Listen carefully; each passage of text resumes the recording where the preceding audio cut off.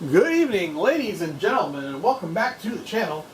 As part of the usual, I am Cable S. Cable. Greetings and salutations once again, ladies and gentlemen. Thanks for coming back. We're going back to Dauntless today. Get a chance, like, share, and subscribe on the tubes. And we're going to set up for another Dauntless daily. So, without further ado, let's pop in. I'm currently in my AoE armor. Essentially, I've built this one to, if I run with multiple players or multiple people, I'm healing them and doing a bunch of other stuff. So, we're going to just gather up our ether sparks. And the objective we have today is we have 2 radiant escalations we got to take care of, 10 through 50. So we're going to just gather up that stuff and hit the dog like usual. And we got some new challenges that got unlocked today, so I might be doing a few of those as well coming up. You saw a bunch that we unlocked. For some reason my computer's drifting, but it's fine. Hop in, get our fountains and all that fun jazz. We might pick up some bounties that we gotta do in the radiance part of things. I also realized that the volume is louder than usual, so let's drop that down a little bit.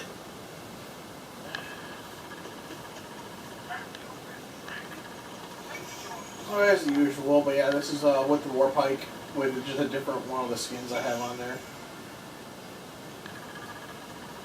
And yeah, just gonna do a quick little things here and there because I just I think we have ones unlocked. No, I take that back. We have ones that are going to unlock tomorrow.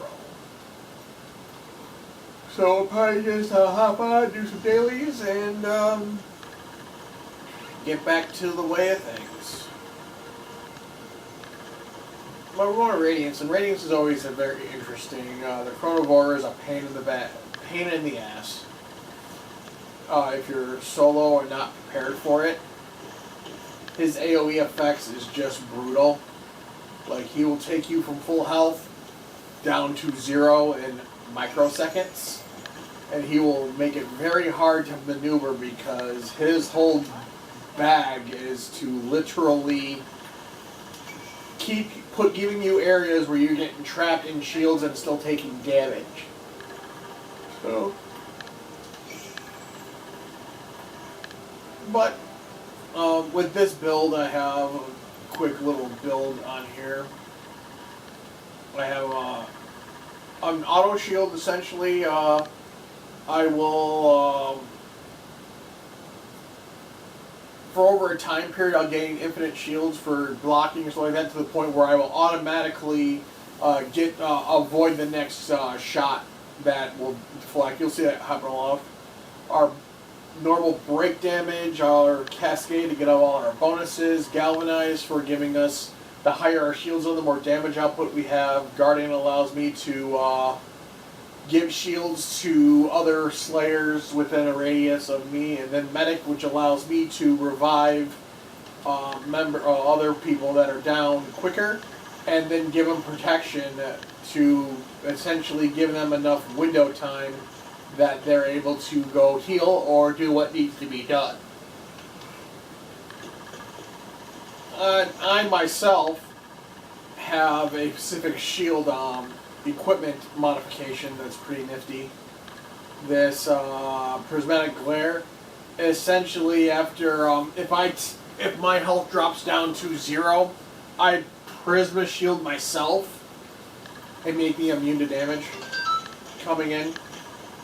All depends on the scenario. Oh, we got one spark we missed, so that's probably on the far side over here. Grab that one, and then we'll head over into the radiance escalation. So escalation, radiance. We'll solo it. But radiance, there are interesting things. This is one of the escalations they just really added on not too long ago, because they switched a couple of the characters around because the Chronivore had appeared other places, but then it got changed out by the Illyria. Then the Illyria took different places, so now the Chronivore has his own base of operations as the boss. But there are hidden marks throughout the Radiant escalations that unlock a double bonus towards the end. And it's useful. Some find it useful, others blatantly ignore it. But sometimes that additional bonus pays dividends greatly.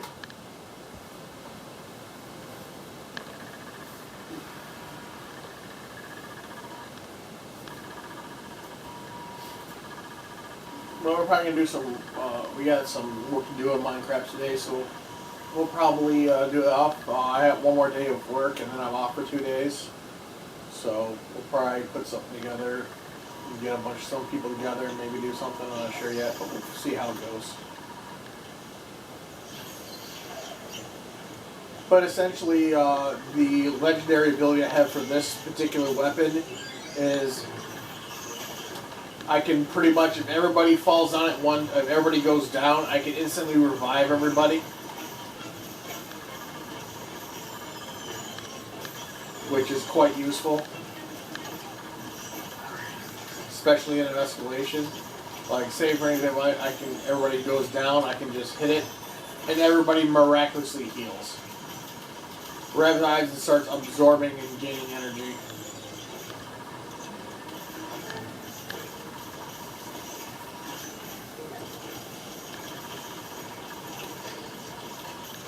Yeah, me with the warp, it is more of just grind. Get in where they're not comfortable, and just spin until they're dead, essentially. So it's a very unique layout of the of this escalation. The bonuses are okay. It all depends. The amps could be interesting too, depending on what they fall in.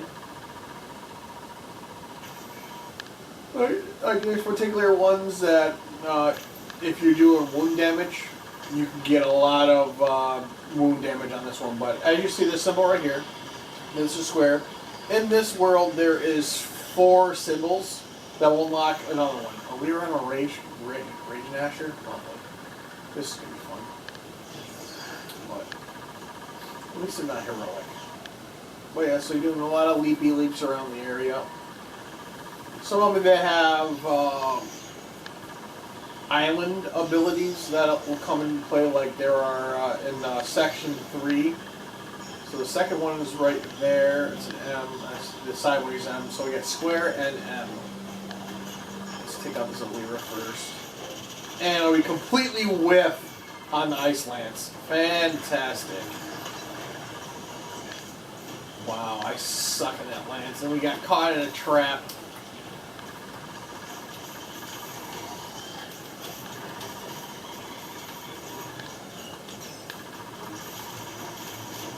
But I also have a bonus that allows me to essentially put shielding blades that are doing extra damage around me.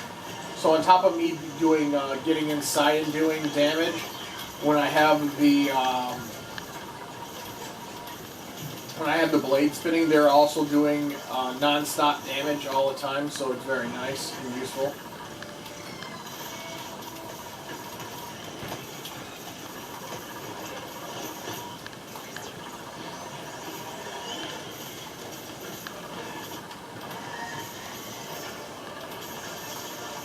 And you want to avoid Illyria's ability is to do all kinds of dumb things in the world. One being sending out portals like this. So as we saw, I did more damage and instantly healed. So this world is all about being trapped, and it's not pleasant.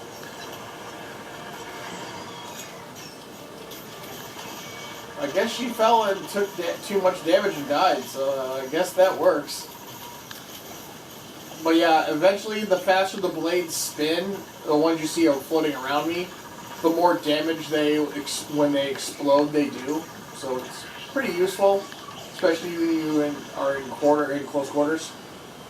So we have square and M for our two symbols currently.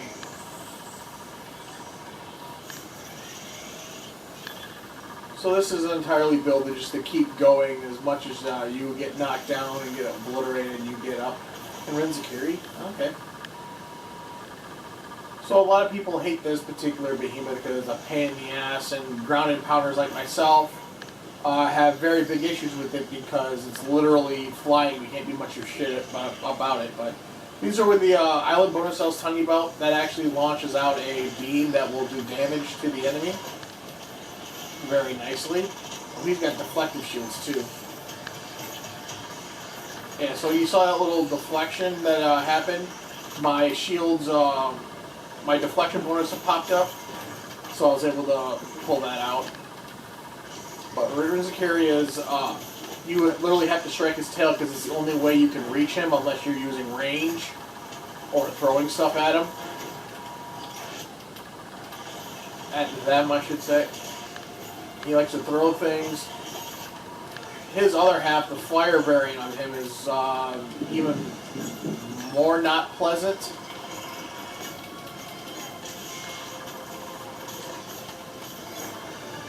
So this one's usually just run away, deflect, and try and get in corner without them because they will drop down, but only every so often.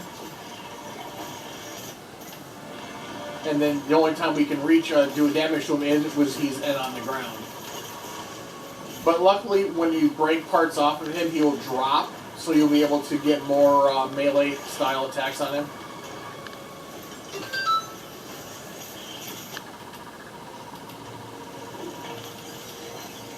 Alright, he's dropped, so I'm going to go in for quarters. Apparently I forgot something over here.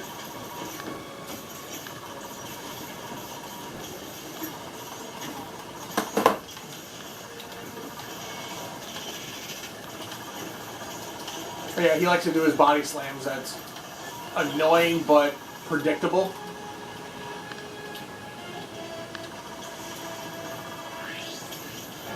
So you can see him when he spikes up, when he's coming down. He also likes to blind you. But it's easily to avoid his attacks. Either by dodging or waiting for him to, there. But yeah, he's a lot of AoE, then he launches all the shit at AoE. It's wicked the amount of damage that it can throw out there, but dodging it all is even more interesting.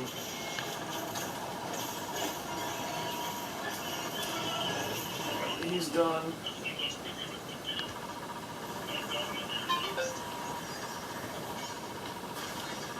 But yeah, try to use all of your weapons to the advantage you for each little island thing. So we have the square, the M. We'll get symbol 3 in here in a quick second. We'll go with Pack of Thunder. Third symbol is going to be the Z. So we got a Frostland and a Thunderstruck. Thunder Deep Thorask.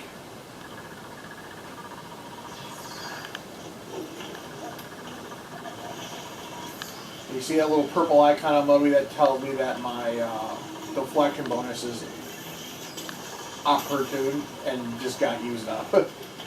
So the more damage I do, like as soon as I charge it back up, it will also give me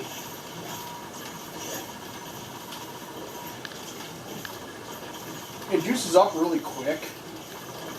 But it's mostly every time like I will activate shields.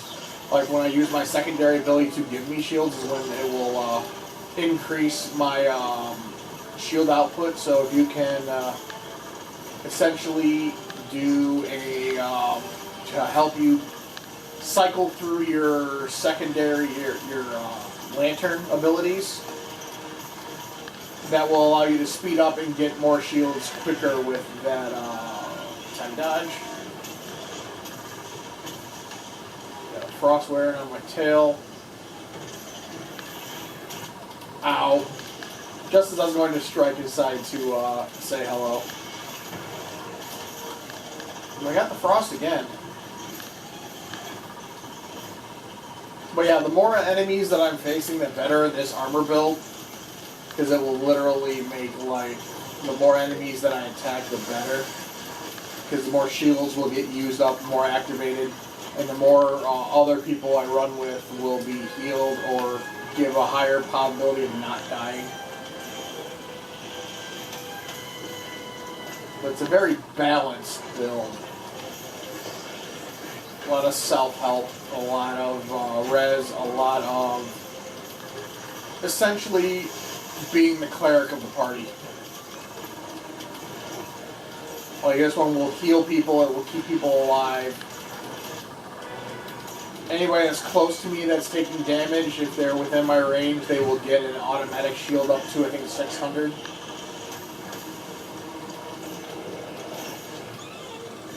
Yeah, just like that.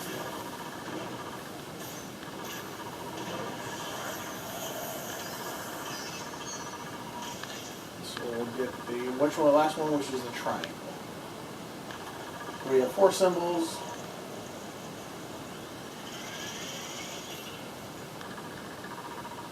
We'll do elemental summoner. And if we remember those 4 symbols, we come to this location and we will find those symbols on the pedestals.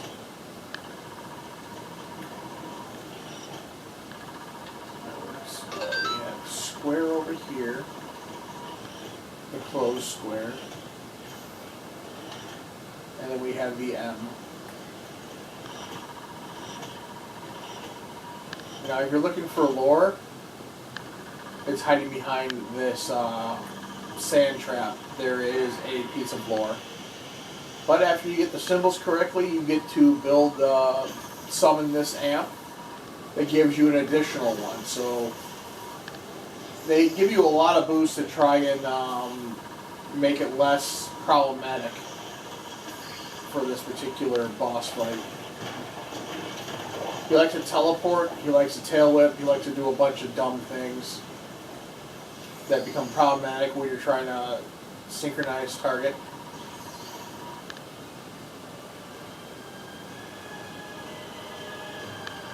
But yeah, it's just pretty much get him wherever you can and just start taking advantage and just pummel him to oblivion.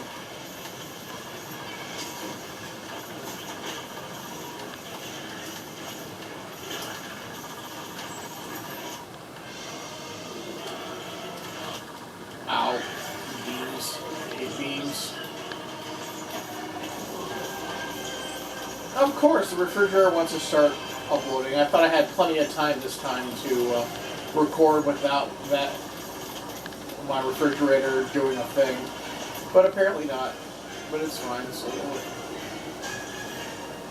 throw some of that.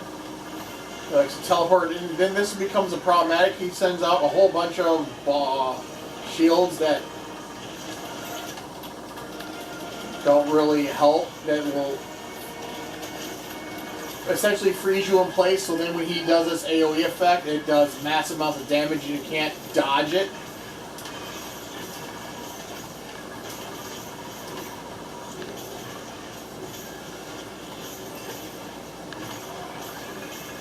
And he also does a life trick where he will take life totals from you. It's not pleasant. He does a lot of trick. He's a lot of... let's just jump up on him. Apparently not this time, so... You want to stay away from him summoning that. When he does that, he will summon you to drain your life.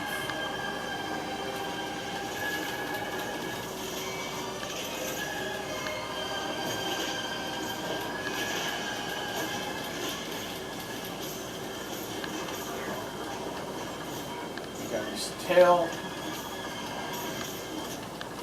He's got a lot of parts to break off.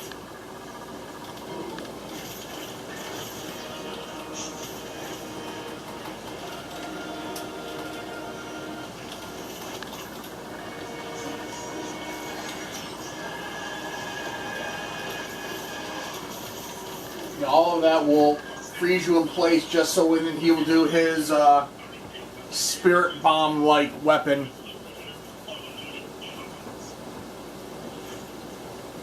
It does that, but and it goes real quick if you're running your 4 squad. So we got a couple other achievements. Got a bunch of parts and so on and so forth. So we'll head back to base, and then we'll load up one more, and that should be it. Another quick and easy video. And like I said, the Radiance one's a little bit longer than usual, just because depending on there. But that was kind of the of the behemoths in the world, the ones that we faced were of the top, close to the top tier ones that give you problems, besides the bosses.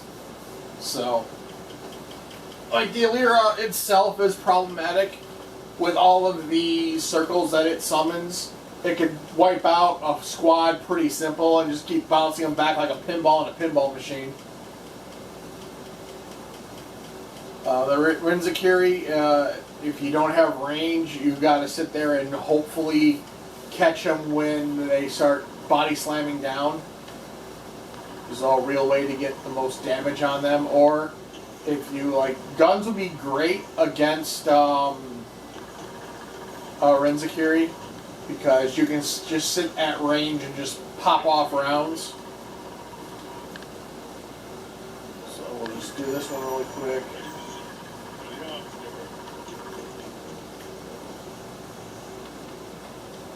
We'll go back to Radiance.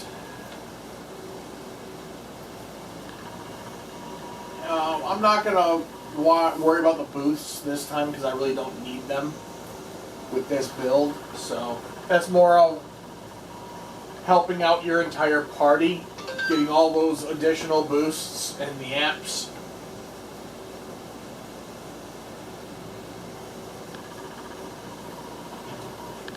But let's see if we can, we got 7 minutes, so we might be able to run through this one pretty quickly maybe.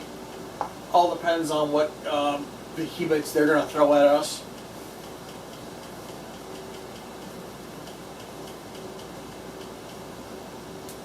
Because if they're all heroics, it's going to be a little more time. But they're just standard ones, then they can pretty much be dealt with relatively with ease. But all depends. But also on the same token, I'm using topped out weapons here. So. But like I said, we'll just keep doing dailies for a while. Get at least one of the every escalation in play. Yeah. So I thank you all for coming back, checking out the channel. If you like what you see, let me know in the comments below. There's certain things you want to do or go do if you actually play Dauntless yourself. And looking for people to play with, feel free to find me in Dauntless and I'll run with you if you want. I don't mind. But like I said, I'm only on here doing dailies. So I think I'll be on here probably for a half an hour and run through 2 of these. Because I have no real big quests I'm working on right now. So the majority of this is just getting dailies and letting the events transpire. So, I'm not necessarily trying to speedrun it, just more there's not really anything that's piquing my interest at the moment. I'd rather get more completion games, getting all the challenges done and so on and so forth. Because like usually on my day off, usually I'll go in and just have a boatload of just challenges I want to go take out. Or I'll run one of the other modes of the game, which is the Gauntlet mode. Which essentially is you have a time frame and you have to kill X amount of behemoths in said time frame. So we'll probably do a couple of those. There's also the trial battles for Lady Luck. Let's see, we got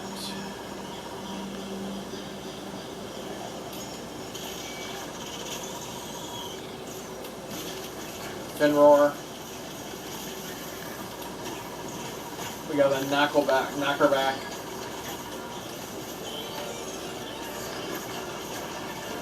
knocker bach. I'm sorry. The bug essentially.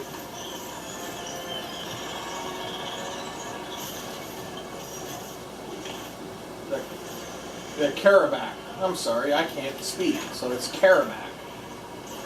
Of course, he can port through the shield. When he breaks the shield, we need to get out so we don't get caught in it. Come here, you. Come on, crash down.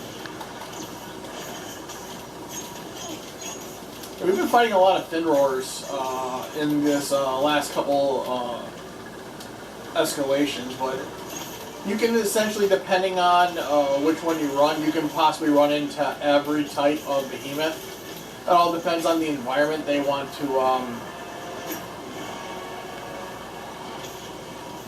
Because we'll have maybe one or two radiants that we might face in here, like the Elira would be classified as one of the radiants. But all depends. Usually the escalations will have specific, if it's a radiant escalations, you'll have at least one or two elemental based beasts that fit the description, per se. But yeah, we're at round 2. We got 3 minutes left, so we may finish this one out. If we don't, thank you all for coming up to the channel once again. And I'll get a little outro in there in case we get to it. But we only have 2 more targets to trigger, so we might be able to pull it off.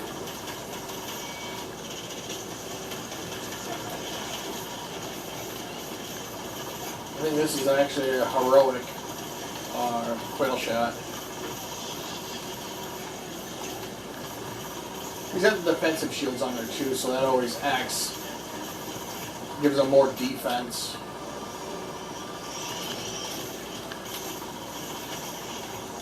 But he's easily interrupted from doing its stuff. But he's got a lot of parts to break off, so it's you can go just ham on him. And there's some bonuses if you break all their parts. There's a whole bunch of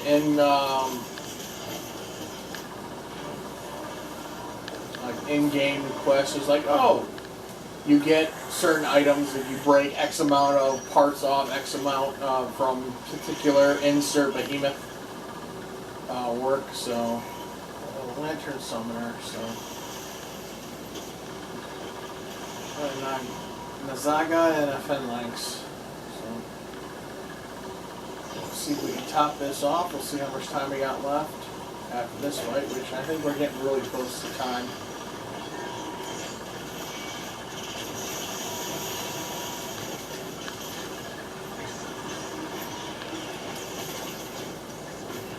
The Nagasaga is very predictable. Like, you face him 5, 6, 7 times, you pretty much know his fight pattern, and you can pretty much catch him off his game. Let's see, at 1 minute 17, so.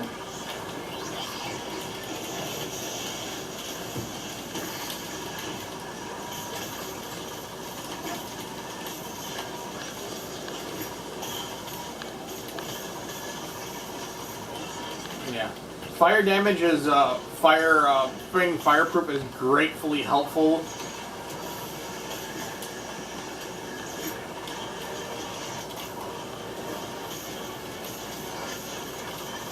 Get my deflect up. Alright, intercepted the Fenlanx, nice. Yeah, he has a problem where he likes to charge crazily headstrong into things, but looks like we're not going to have enough time to finish this battle, which is fine. But this is Kabul saying, have a good night, and we shall see you in the next one. We got 1 kill. But yeah, like, subscribe, leave a comment, tell me what you want, or if you like, or what you play, what you said, just let me know. Y'all have a good night.